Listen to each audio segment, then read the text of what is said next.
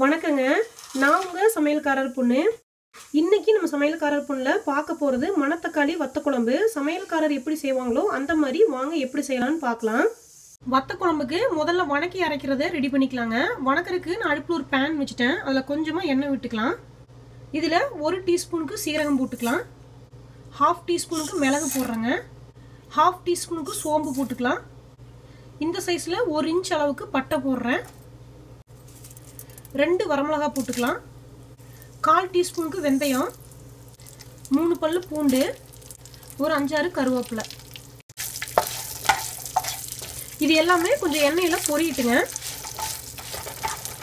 இதுல ஒரு பெரிய வெங்காயத்தை மீடியம் சைஸ்ல கட் பண்ணி வச்சிருக்கிறேன். இதை போட்டுக்கலாம். இந்த குழம்புக்கு வந்து சின்ன வெங்காயம் போட்டிங்கன்னா ரொம்ப நல்லா இருக்கும். இந்த சைஸ்ல சின்ன வெங்காயம் போடுற மாதிரி இருந்தீங்கன்னா ஒரு 15 to 20 வெங்காயம் போட்டிங்கன்னா கரெக்டாக இருக்குங்க. இதை நல்லா வணக்கி விட்டுறலாம். வெங்காயம் கொஞ்சம் நல்லா வணங்கணும். இப்போ வெங்காயம் நல்லா வணங்கிருச்சுங்க. இதில் 2 தக்காளி வெட்டி வச்சிருக்கிறேன். இதை போட்டுக்கலாம். தக்காளி வந்து பார்த்தீங்கன்னா இந்த சைஸ்க்கு 2 தக்காளி போட்டிருக்கிறேன். நல்லா பழுத்த தக்காளியாக போடணும். தக்காளியும் நல்லா வணங்கணும். நல்லா வணக்கி விட்டுருங்க. இதுக்கு தேவையான அளவுக்கு உப்பு போட்டுக்கலாங்க. இப்போ தக்காளி நல்லா குழஞ்சி வணங்கிருச்சுங்க. இதில் ஒரு அரை மூடிக்கு திருவண்ண தேங்காய் எடுத்து வச்சுருக்கிறேன். இதை போட்டுக்கலாம். இதை ஒரு வணக்கி விட்டுறலாங்க. இதில் 2 டேபிள் ஸ்பூனுக்கு மல்லித்தூள் போட்டுக்கலாம். ஒரு 1/4 டீஸ்பூனுக்கு மிளகாத்தூள் போட்டுக்கலாங்க. உங்களுக்கு காரம் அதிகமாக வேணும்னா இன்னும் கொஞ்சம் கூட சேர்த்து போட்டுக்கலாம். இதை ஒரு வணக்கி விட்டுறலாம். சும்மா பொடியோட பச்சை வாசனை போகட்டுங்க. இப்போ அரைக்கிறதுக்கு வேணுங்கிற மசாலா ரெடி ஆயிடுச்சுங்க. அடுப்பை ஆஃப் பண்ணிடலாம். இது கொஞ்சம் ஆறட்டும். அதுக்கப்புறம் இது மிக்சியில் போட்டு நல்லா மையாட்டம் அரைச்சிக்கலாம். மிளகு நல்லா ஆறிடுச்சுங்க. நான் மிக்சிலையும் நல்லா மையாட்டம் அரைச்சிட்டு வந்துட்டேன். இதை தாளிச்சு விட்டுறலாம். அதுக்கு அடுப்பில் நான் ஒரு வடசட்டி வச்சுருக்கிறேன். இதில் நல்லெண்ணெய் விட்டுக்கலாம். வத்த குழம்பு, புளிக்குழம்பு அந்த மாதிரி குழம்பு வைக்கும்போது எப்பவுமே நல்லெண்ணெய் விட்டிங்கன்னா டேஸ்ட் நல்லாயிருக்கும். இதில் கொஞ்சமாக கடுகு போடலாம். கடுகு வெடிக்குது. இதில் ஒரு வரமிளகா, ஒரு 5-6 கருவேப்பிலை போடுறேங்க. ஒரு 10 சின்ன வெங்காயத்தை அப்படியே முழுசாக போட்டுக்கலாம். இதை ஒரு வணக்கி விட்டுறலாம். இதில் 50 கிராமுக்கு கரிஞ்சிக்குட்டி வத்தல் எடுத்து வச்சுருக்கிறேன். இதை வந்து முதல்ல ஒரு தட்டத்தில் போட்டு காம்பெல்லாம் இருந்துச்சுன்னா அந்த குப்பையை நீக்கிட்டு எடுத்து வச்சுக்கணும். இதை வந்து மணத்தக்காளி வத்தல்னு சொல்லுவாங்க. இதை இப்போ எண்ணெயில் போட்டு கொஞ்சம் பொரிச்சு விட்ட மாதிரி வணக்கி விட்டுறலாம். இந்த வத்தல் இந்த எண்ணெயிலேயே நல்லா பொரிஞ்சு புஷ்ஷுன்னு எலும்பி வரணும். இப்போ வத்தல் பார்த்தீங்கன்னா ஒன்று நல்லா புஷ்ஷுன்னு எந்திரிச்சு வந்துருக்குது. இதில் நம்ம அரைச்சி வச்சிருக்கிற சாந்தை உள்ளே ஊற்றிக்கலாம்.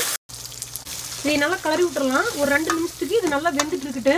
அதுக்குள்ளே நம்ம மிக்சி ஜாரை கழுவி கொஞ்சம் தண்ணி எடுத்துகிட்டு வந்து இதுக்குள்ளே ஊற்றிக்கலாம். இந்த மிக்சி ஜாரை கழுவி வேணுங்கிற அளவுக்கு தண்ணி ஊற்றிக்கலாங்க. இது நல்லா கலந்து விட்டுறலாம். இது ஒரு 2 நிமிஷம் கொதிச்சிட்டு இருக்குட்டு.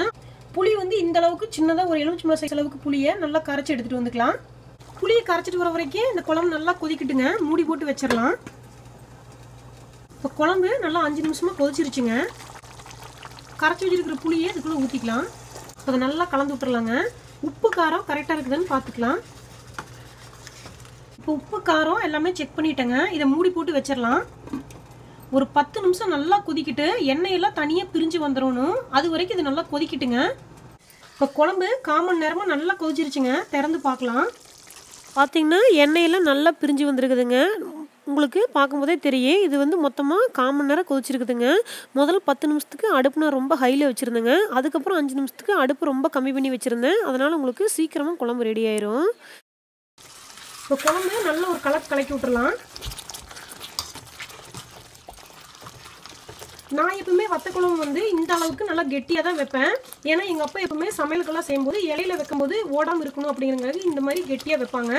நீங்கள் கொஞ்சம் இலக்கமாக வேணும்னு நினச்சிங்கன்னா கூட இன்னும் கொஞ்சம் இலக்கமாக நீங்கள் வச்சுக்கலாம். இது கொஞ்சம் ஆறுச்சுன்னா இன்னும் கொஞ்சமும் கெட்டியாகும்.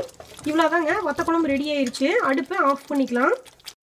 இவ்வளோதாங்க சூப்பரான மணத்தக்காளி வத்த குழம்பு ரெடி ஆயிடுச்சு. இது சூடான வெள்ளை சாப்பாட்டில் போட்டு பிணைஞ்சு சாப்பிட்டிங்கன்னா அவ்வளோ அருமையாக இருக்கும். கண்டிப்பாக இதை நீங்கள் செஞ்சு பாருங்கள். கல்யாண வீடுகளில் நீங்கள் சாப்பிட்ட வத்த குழம்பு மாதிரியே இருக்கும். இது செஞ்சு பார்த்துட்டு எப்படி இருந்துச்சுன்னு உங்கள் கமெண்ட்ஸ் எனக்கு சொல்லுங்கள். இந்த வீடியோ உங்களுக்கு பிடிச்சிருந்ததுன்னா சமையல்காரர் பொண்ணுக்கு சப்ஸ்கிரைப் பண்ணுங்கள்.